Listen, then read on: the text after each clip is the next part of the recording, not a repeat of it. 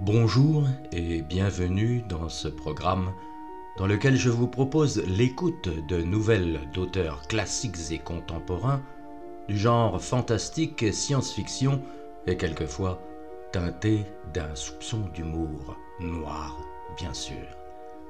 Aujourd'hui, il s'agira d'un écrivain contemporain, Thierry Mulot, auteur d'une centaine d'œuvres écrites en lecture libre et gratuite publiées sur Atramenta, service de publications en ligne, en e-book, livre audio et papier, sous licence Creative Commons et avec l'accord de l'auteur.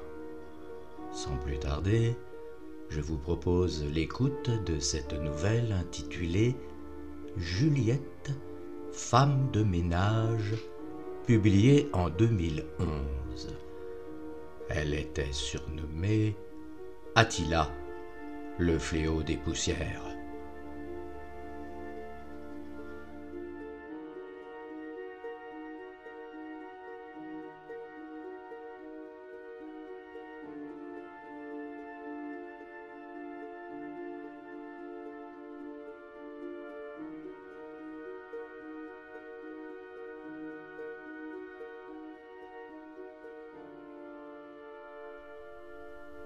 Vingt-trois heures étaient passées quand le père Judelin reçut l'appel.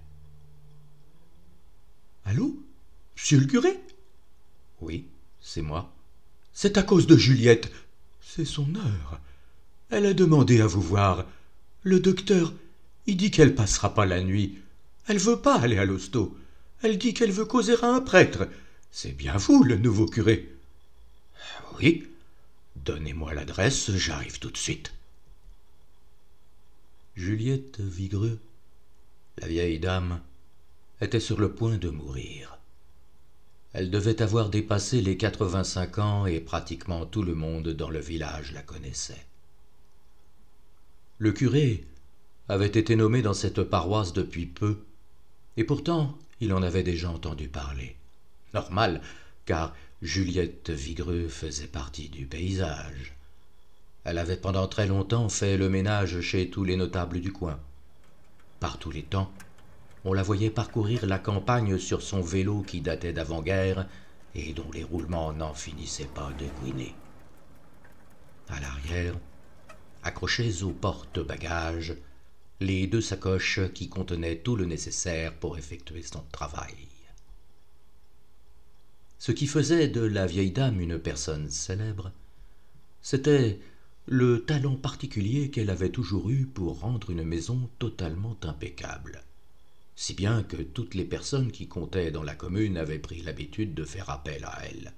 Et leurs enfants ensuite avaient fait de même, et leurs petits-enfants également.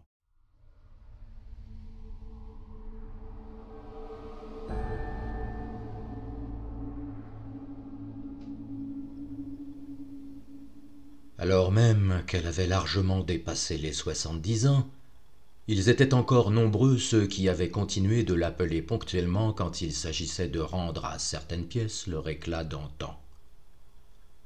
Sans jamais rechigner à la tâche, chaque fois, elle avait enfourché son vélo et s'était présentée chez qui la demandait en renfort. Quand elle quittait la maison, pas une seule trace, pas une seule tache, pas la plus petite parcelle de salissure n'avait pu échapper. Avec amusement, on l'appelait parfois Attila, le fléau des poussières, mais sa gentillesse et sa douceur tranchaient avec ce surnom guerrier. Et puis, il avait bien fallu se résoudre à la laisser un peu en paix. Mais pour tout le monde, elle restait Juliette, la femme de ménage. On l'appelait encore pour demander conseil ou pour lui emprunter certains produits miracles qu'elle n'utilisait plus que pour faire briller sa propre maison qui, malgré son grand âge, continuait de rester impeccable. Elle était robuste comme un chêne, et rien n'avait jamais réussi à l'ébranler. Pas même son coquin de mari quand il s'était enfui à l'aube de la cinquantaine, probablement avec une jeunette, la laissant seule pour s'occuper de la fermette et de la petite basse-cour. Le temps avait semblé glisser sur elle, mais il avait fini par la rattraper comme tous les autres. Le père Judelin monta dans sa vieille 205 et quitta Totès, le bourg situé à quelques kilomètres, pour s'en rendre à Biville-la-Bagnarde, le village où Juliette avait toujours vécu. Il brancha son GPS qui le guidait aussi sûrement sur la route que Dieu dans ses actes, et se retrouva bientôt sur une route communale détrempée par une averse qui venait juste d'éclater.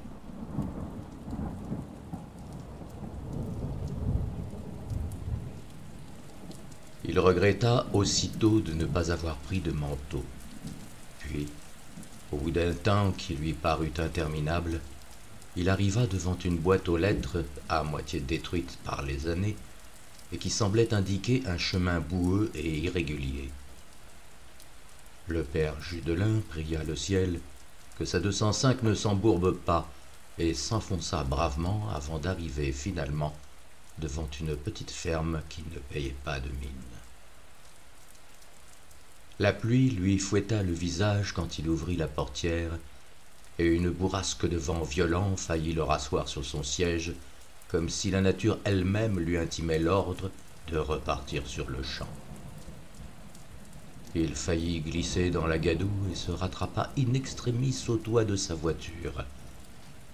Par chance, seules ses chaussures en furent crottées. Il n'aurait plus manqué qu'il entre dans la maison, la soutane maculée de boue. C'était cette toute première extrême onction, et il était important pour lui que tout se passât bien. Il s'empara de sa mallette sur le siège arrière, ne se donna même pas la peine de fermer ses portières à clé qu'il avait laissées sur le contact, et avança prudemment, mais rapidement. L'homme qui lui ouvrit avait la peau aussi ridée qu'une très vieille pomme flétrie. Les crevasses qui parcouraient son visage étaient impressionnantes et semblaient avoir été directement taillées au burin. Il ne tendit pas la main et ne le fit pas entrer tout de suite. Sa voix était rauque. « Je crois qu'il faudrait enlever vos chaussures, monsieur le curé. Juliette, elle n'aime pas qu'on salisse. »« Oui, bien sûr. Je vais le faire dès que je serai à l'intérieur, mon fils. »« Ouais. Mais si vous entrez, vous salirez quand même un peu, et Juliette, elle n'aime pas qu'on salisse. »« Ah, et comment dois-je procéder ?» fit-il, un peu agacé d'être laissé ainsi sous la pluie. « Vous avez qu'à enlever la première et poser votre pied sur le paillasson à l'intérieur, et ensuite enlever la deuxième pareil. Juliette, elle aime pas qu'on salisse. » Le jeune curé commençait à se demander si l'homme chargé de l'accueillir avait, comme il disait quand il était plus jeune, et comme il interdisait de dire depuis sa vocation, l'éclairage à tous les étages, mais s'abstint de toute discussion. Il ôta sa première bottine pour la confier à son interlocuteur, posa alors un pied à l'intérieur et fit de même avec la deuxième. Pendant ce temps, le vieil homme posa ses 2 chaussures pleines de boue dans un carton, puis il lui donna aussitôt une serviette. « Faut pas mettre des gouttes partout. Juliette, elle n'aime pas qu'on salisse, j'ai bien compris, mon fils, » fit-il en tentant tant bien que mal de se sécher.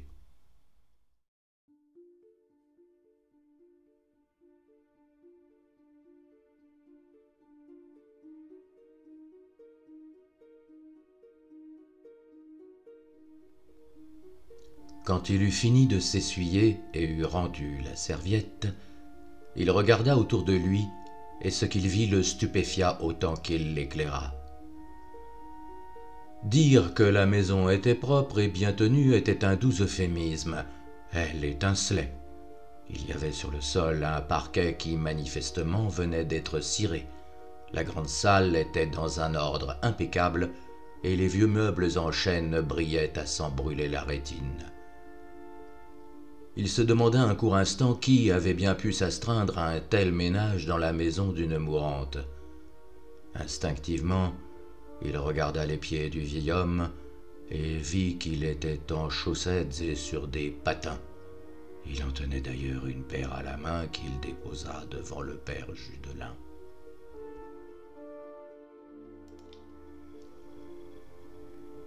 « Vous êtes de la famille ?» demanda-t-il pour rompre un silence qui devenait pesant. « Non, je suis Robert, le voisin. Juliette, elle n'a plus personne. Son mari est parti il y a longtemps. Je crois qu'elle avait aussi un neveu, mais il est mort maintenant. Comme qui dirait que la pauvre vieille a plus que moi. Mais elle a été bien bonne alors, c'est normal que je m'occupe d'elle maintenant. » « Mais c'est vous qui faites le ménage ?» ?»« Pensez donc, tout ce que m'a appris Juliette, c'est à pas salir. Là-dessus, je vous jure qu'elle est intraitable. Jamais elle laisserait à quelqu'un d'autre le soin de tenir sa baraque propre. Elle cirait encore son parquet hier. » Les sourcils du curé se haussèrent d'étonnement compte tenu du fait qu'il avait entendu parler de la longue et pénible maladie dont souffrait la vieille paroissienne. « Le docteur Elias est-il encore ici ?»« Non. Il a dit qu'il ne pouvait pas rester. »« Puis-je voir madame Vigreux ?»« Elle est à l'étage, la pauvre.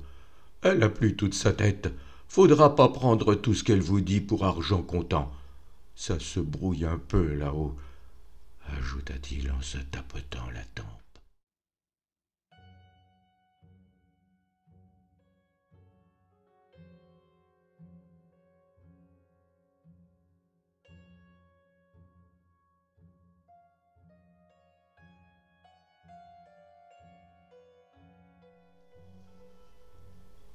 Le père Judelin posa ses chaussettes mouillées sur les patins et avança jusqu'à l'escalier.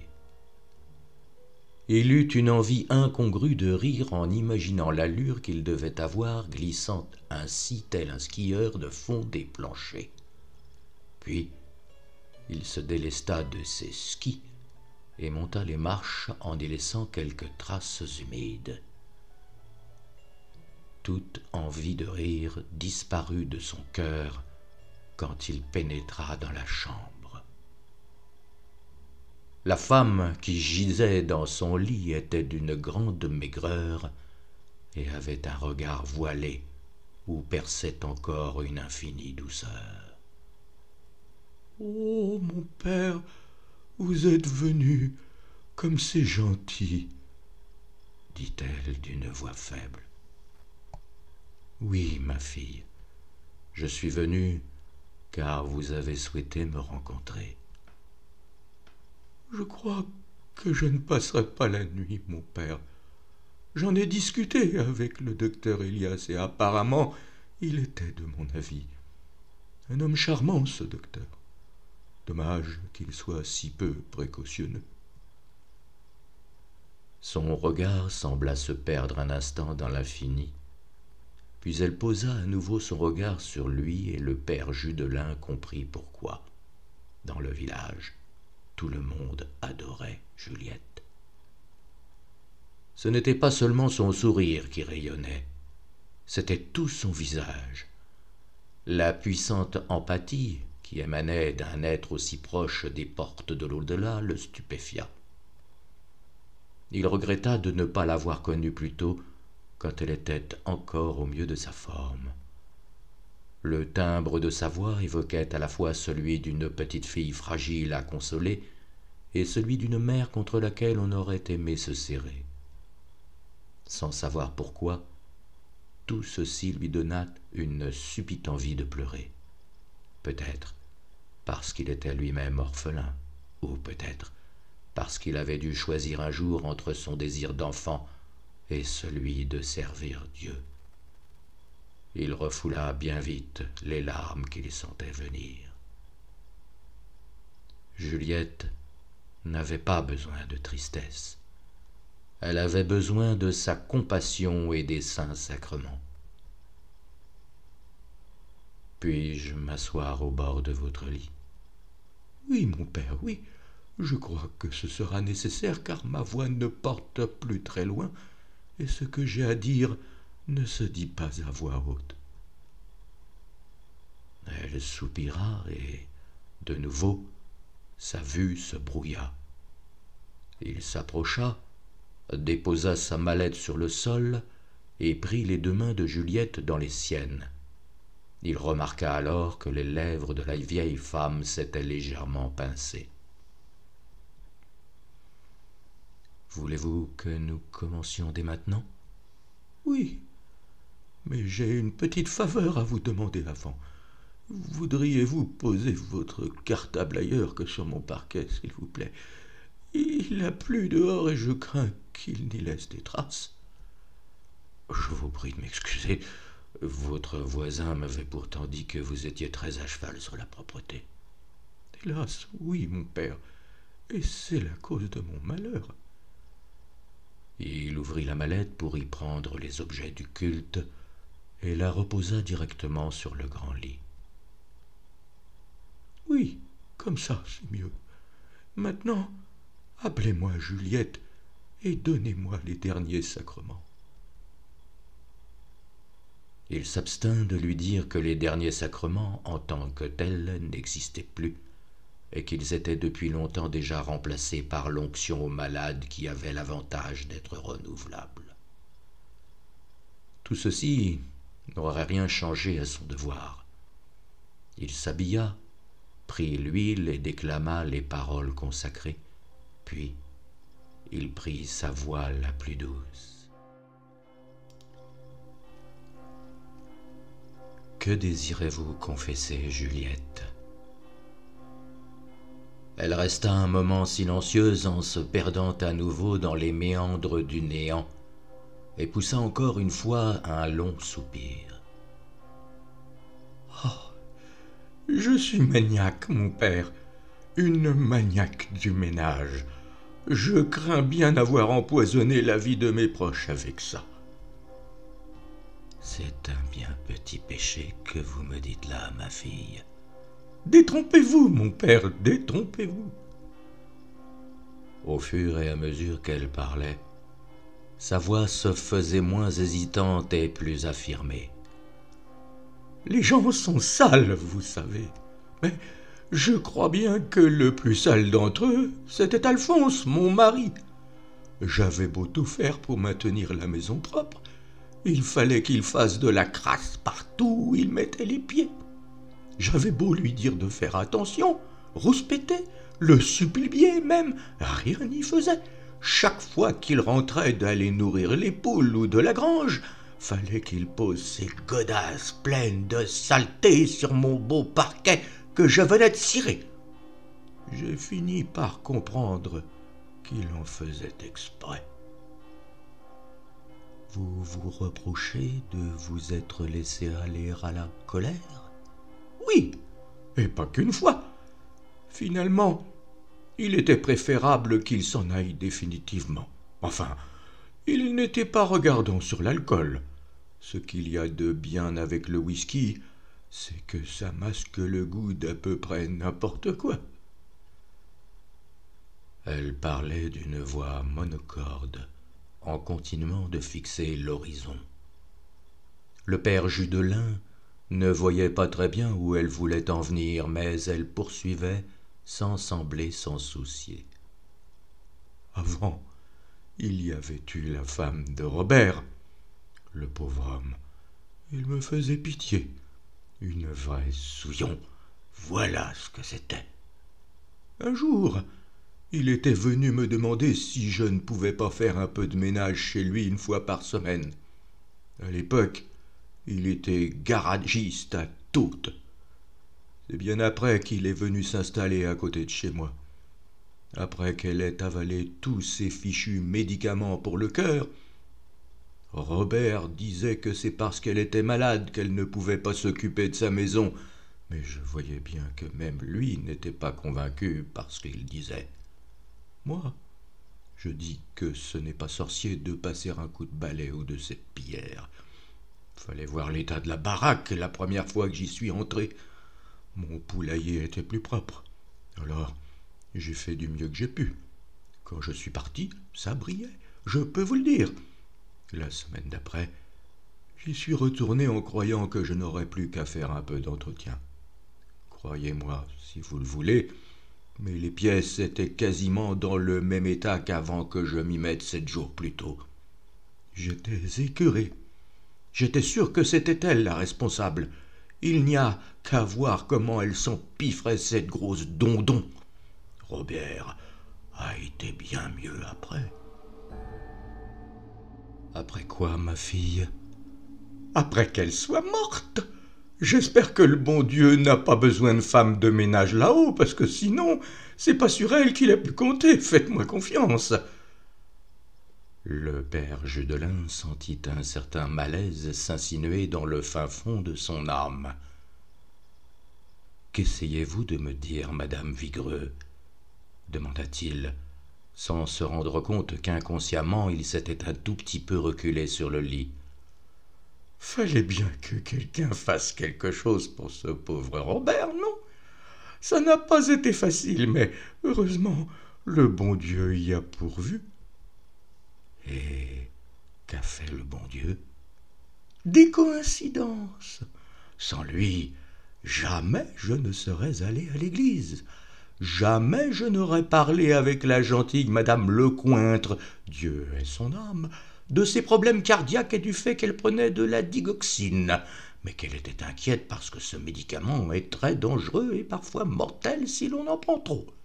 Sans lui, jamais je n'aurais découvert, en faisant le ménage, que la Souillon en prenait aussi. Elle n'était pas très futée, la pauvre. Elle se serait damnée pour un verre de coca glacé. Faut dire qu'il faisait chaud. 20 comprimés écrasés dedans, et elle a tout bu d'un trait sans demander son reste.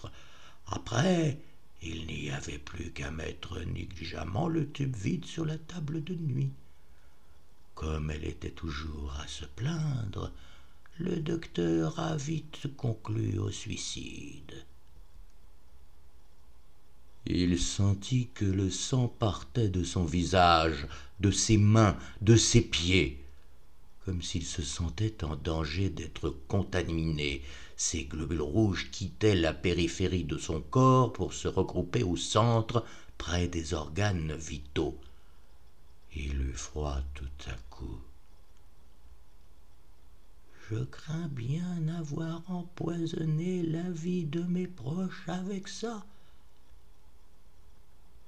« Mon Dieu, Juliette, êtes-vous en train de me dire que vous avez commis un crime ?» « On voit que ce n'est pas vous qui vous coltiniez tout ce travail. Que vouliez-vous que je fasse d'autre, hein? Laissez ce pauvre Robert avec une courge, incapable de lui offrir autre chose que des taches de gras sur les nappes, des papiers partout et de la poussière sous les meubles. Fallait bien que quelqu'un s'y colle. »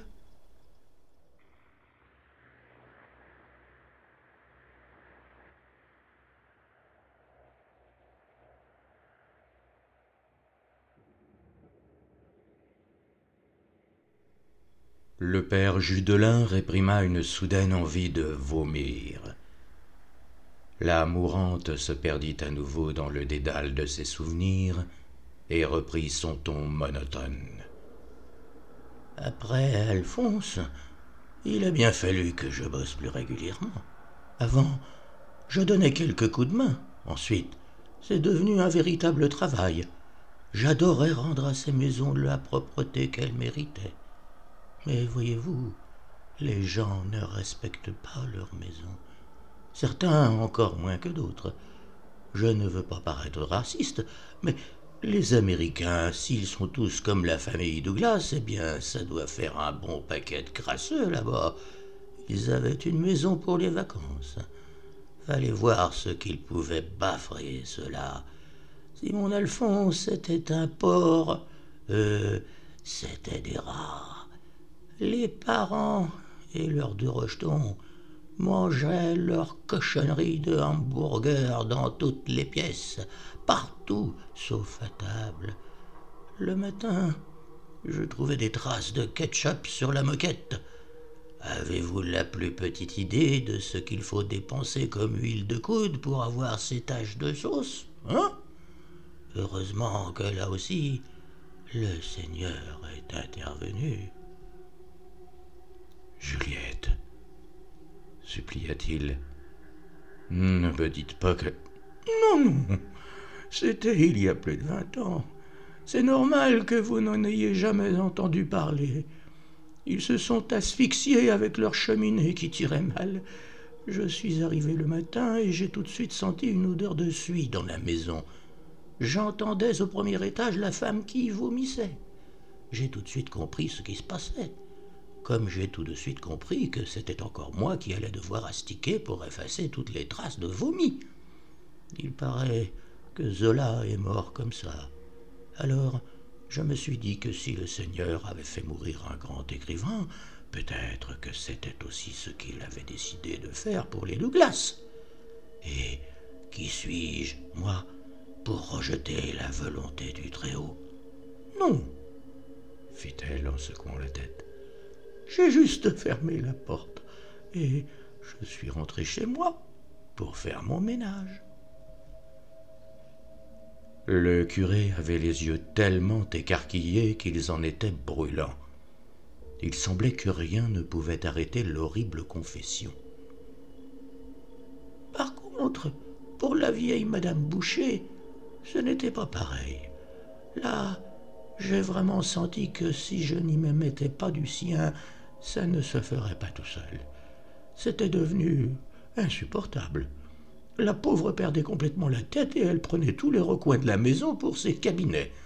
Insupportable, je vous dis. Cette femme était plus devenue une bête qu'autre chose depuis sa maladie. À mon avis, je lui ai rendu service, à elle et à sa famille, parce que la dame avait des biens. Ils ont voulu me donner quelque chose pour m'être bien occupé du ménage et de leur aïeul, mais j'ai refusé. J'ai ma dignité.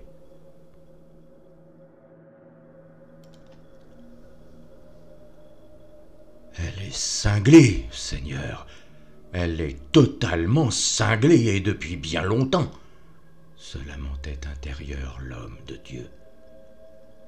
Ma première onction a une mourante, et il faut que je tombe sur une tueuse en série. Et je ne pourrai le dire à personne parce que je suis tenu par le secret.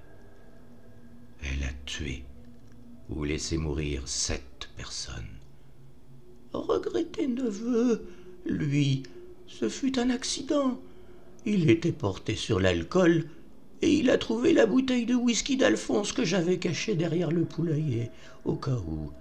Il n'a pas pu s'empêcher de siffler tout ce qui restait de Jack Daniels et de strychnine qui était dedans.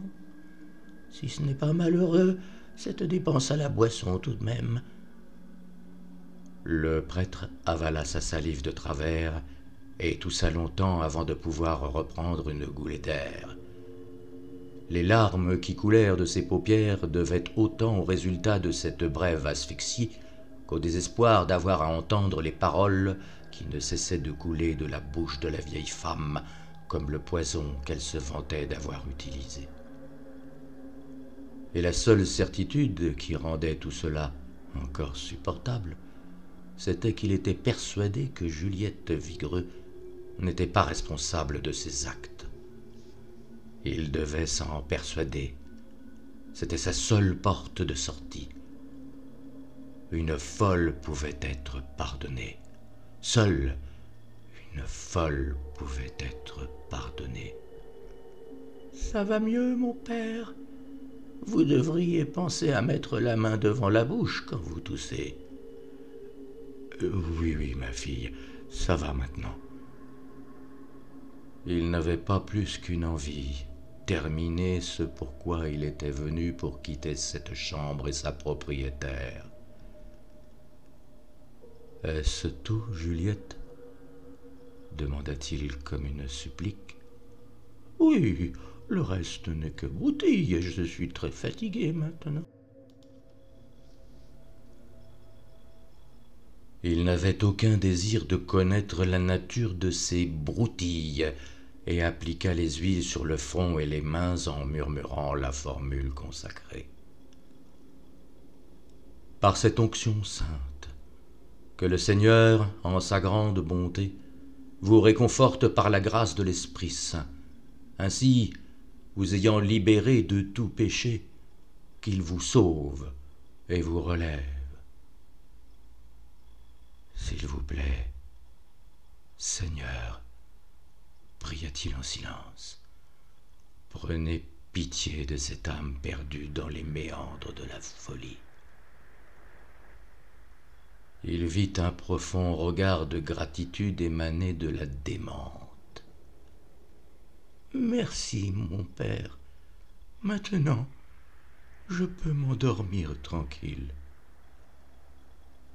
Elle fermait déjà les yeux quand il franchit le seuil et redescendit au rez-de-chaussée. Robert, son voisin, l'attendait au pied de l'escalier avec les patins dans les mains. « Vous voulez un truc chaud avant de partir ?» Il hésita un court instant. Après ce qu'il venait d'entendre et de comprendre qu'il n'était pas très sûr de vouloir ingurgiter quoi que ce soit qui vint de la maison de Juliette Vigreux. Comme s'il avait deviné ses doutes, le vieil homme ajouta « Je viens de me faire du café, mais il y en a assez pour deux. » « D'accord, » soupira-t-il en jetant un coup d'œil aux carreaux des fenêtres martelés par la pluie. « Je crois effectivement que j'ai besoin de boire quelque chose, et j'aimerais bien que cette averse se calme un peu. » Ils glissèrent tous les deux dans la cuisine et s'assirent bientôt devant 2 tasses de café fumantes. « Alors » fit Robert. « À vous aussi, elle vous a raconté toutes ces histoires ?» Le prêtre sentit son pouce accélérer. « Je suis tenu au secret de la confession, mon fils. Rien de ce que j'ai entendu ne peut être révélé. »« Oh, pas besoin, vous savez. Je connais déjà toute la vérité. Enfin, toute sa vérité, si vous voulez mon avis. Parce que, personnellement, je crois pas un foutu mot de tout ce qu'elle vous a raconté à vous et au docteur Elias. »« Elle a parlé au docteur ?»« Oui, et lui, il n'a pas franchement respecté le secret professionnel, si vous voulez mon avis. C'est comme ça que je sais. Mais je connais Juliette. Jamais elle aurait fait des trucs pareils. Et puis, comment elle aurait fait pour les corps? Hein? Non, si vous voulez mon avis, elle perd complètement la boule au point qu'elle s'imagine des trucs. Attention, je dis pas qu'elle n'a pas eu envie plusieurs fois de buter son ivrogne de mari, mais qu'elle l'a réellement fait, non. J'y crois pas une seconde. Et puis, je m'en serais rendu compte si elle avait tué ma Madeleine. Je peux vous jurer que ma femme, c'était une foutue dépressive. Qu'elle se soit pas tuée avant ses 45 ans, c'est plutôt ça qui m'étonne. Le curé gardait obstinément les lèvres closes, ne voulant pas laisser un seul indice qui aurait pu conforter Robert sur son idée des propos de la mourante. Il était plongé dans la plus totale confusion. Il n'aspirait qu'à une chose, rentrer chez lui. « Je crois qu'il est temps pour moi de partir. » À cet instant, il entendit un vague bruit de clochette. « C'est Juliette, faut que je monte. Allez, au revoir, monsieur le curé. Désolé pour tout ça. » Et sans un regard, il enfourcha à nouveau les patins et glissa jusqu'à l'escalier tandis que le père Judelin se dirigeait vers la porte d'entrée. La pluie commençait à se calmer maintenant. Ses chaussures l'attendaient à côté d'un porte-parapluie. Elles avaient été nettoyées et même cirées. Il ouvrit la porte pour saluer une dernière fois le vieil homme, mais celui-ci montait déjà les marches d'une curieuse façon. Il levait un pied, déposait le patin sur la marche supérieure pour y reposer son pied, et ainsi de suite. Le prêtre secoua la tête et sortit sur le perron. La boue était partout, et la nuit était sans lune. Il marcha précautionneusement, sa mallette à la main, et finit par rejoindre son véhicule. Quand il ouvrit la portière, ce fut pour voir que l'intérieur de la 205 avait été entièrement nettoyé. Il s'assit et alluma aussitôt les phares. La clé n'était plus sur le contact. Il a dû oublier de la remettre. Incroyable, ce type. C'est vraiment un maniaque du ménage. Et cette réflexion déclencha immédiatement en lui un sentiment de malaise. Les phares éclairaient toute la façade de la maison et le garage sur le côté. L'avant d'une voiture s'y enfonçait légèrement. Il y avait quelque chose sur le pare-brise, une sorte de rectangle clair avec du rouge à l'intérieur. « N'y va pas », se disait-il, « n'y va surtout pas ». Mais ses mains avaient déjà ouvert la portière et son pied gauche touchait déjà le sol. Son regard ne quittait pas le bout de plastique que la 205 illuminait de ses feux. « Ne va pas voir, ne va pas voir. » Mais il avança comme hypnotisé, sachant déjà ce que c'était. Son cœur battait follement dans sa poitrine et s'accélérait malgré tout à chaque pas. Et là, devant le bâton rouge enroulé du serpent d'Esculape, il sentit sa vessie se vider le long de ses jambes. « Vous avez trouvé la chiotte du doc, l'abbé ?» fit une voix rauque derrière lui. Il se retourna et vit un Robert qui souriait de toutes ses dents pourries. Il vit qu'il lui barrait le passage. Il vit le manche qu'il tenait dans sa main droite, un long manche qui posait par terre. Et il vit la lame au bout. Instinctivement, il recula vers le fond du garage entre la BMW et le mur, refermant un peu plus le piège sur lui. Il fallait qu'il le raisonne, il le fallait. « Écoutez, mon fils, calmons-nous, voulez-vous? Essayons de parler calmement de tout ça. »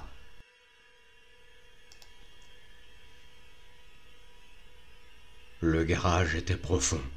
Il dépassa l'arrière de la voiture. S'il pouvait faire le tour, il avait une chance. Il était jeune, l'autre était vieux. Même en soutane, il devait courir plus vite que lui. « Je suis tenu par le secret de la confession. Je ne dirai rien, » continua-t-il pour l'occuper. « On le sait, mon père, c'est pas pour ça. » Et là, le vieux se mit à hurler.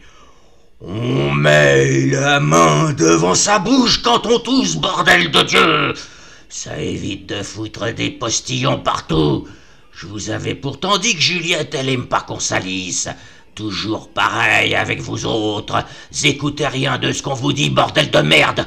Et après, c'est moi qui est toujours en train de me farcir le boulot. Parce que si Juliette fait le ménage, moi je peux vous dire qu'il faut que je repasse derrière elle pour nettoyer ses cochonneries. Si vous croyez que c'est facile de faire disparaître tous les corps qu'elle laisse traîner, pour sûr que ça m'a fait un choc quand elle m'a expliqué comment elle avait réglé son compte à ma souillante bonne femme. Puis après, j'ai compris, comme j'ai compris qu'avec Juliette, fallait filer droit, comme son abruti de mari. Heureusement que les cochons de Juliette, ils aiment la viande et que ces chiens bouffent les os. Sinon, je sais pas comment on aurait fait. Et puis, je vais te dire un truc, espèce de curton de mes deux. J'ai jamais vu une caisse aussi dégueulasse que la tienne. Horrifié, le prêtre s'apprêtait à faire demi-tour pour foncer et passer de l'autre côté, quand ses jambes heurtèrent quelque chose de mou. Battant des bras un court instant, il bascula par-dessus un corps et s'effondra sur le dos. Il hurla quand son crâne en heurta un autre qui roula juste à côté de lui. Le vieux enjamba négligemment le cadavre décapité et posa un pied sur la poitrine de l'homme d'église en brandissant le manche à 2 mains. « Je vous l'avais pourtant dit, insista-t-il. Juliette, elle aime pas qu'on salisse. Moi non plus, d'ailleurs. » « Oh, mon Dieu !» fut la seule réplique, et la dernière, qui sortit de la bouche du père Judelin, quand la hache s'abattit pour lui fendre la tête en 2 parties à peu près égales.